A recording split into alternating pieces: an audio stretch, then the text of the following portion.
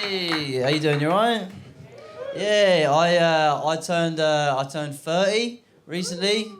Yeah. Thank you. I know I don't look. I can't be. You guys are like, whoa, that's the oldest looking 8-year-old boy I've ever seen in my life. But yeah, no, I'm a 30-year-old man. It's weird. It's weird being 30. Like, I've been thinking about kids a lot. Not like that.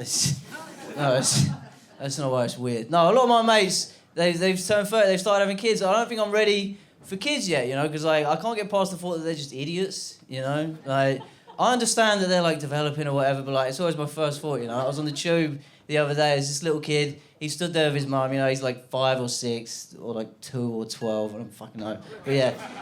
And they're getting ready to get off the tube, and the mum's like, right, come on, we're going to get off the tube now. And they both step off, and at the last second, the kid goes, and then jumps back on. And then the door's shut. And he starts crying, and I'm laughing my arse off, because it's like, you're a dickhead, you know? Like, you have to find a new mum now, you know? But everyone else around me is like, oh, look at this. And they pulled the emergency thing and the train stops. I'm like, no, fuck him. Like, you live on the train now. You're a moron, you know? Yeah, I don't like it turning 30. I don't like having a birthday because I have to go and see my parents, you know, and they buy me birthday presents, you know, and they never know what to get me, you know, because they don't fundamentally understand who I am as a person, you know.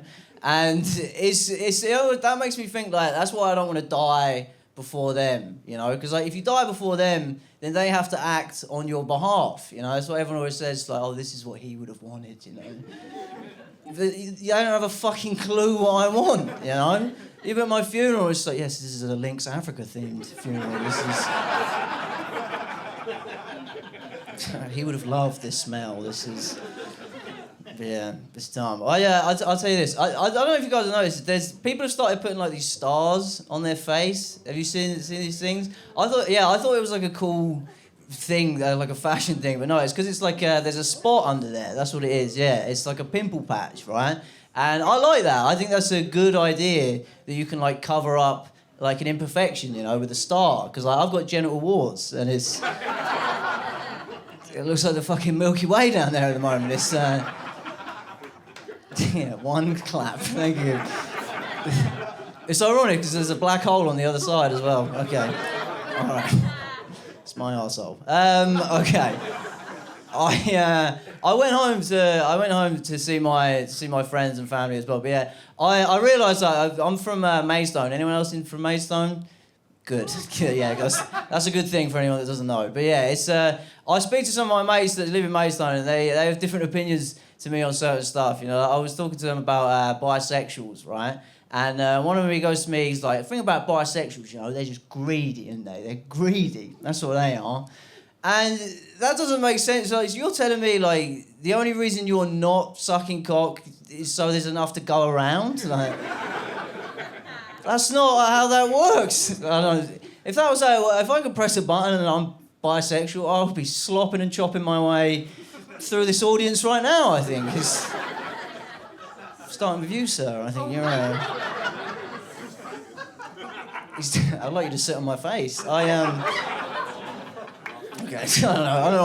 don't know what I'm saying. I'll tell you, I would. Do you guys sit on each other's? I don't know. I've done all the jokes I wanted to do now, so I'm waiting. No, I'd like to watch you guys have sex sometimes, I guess.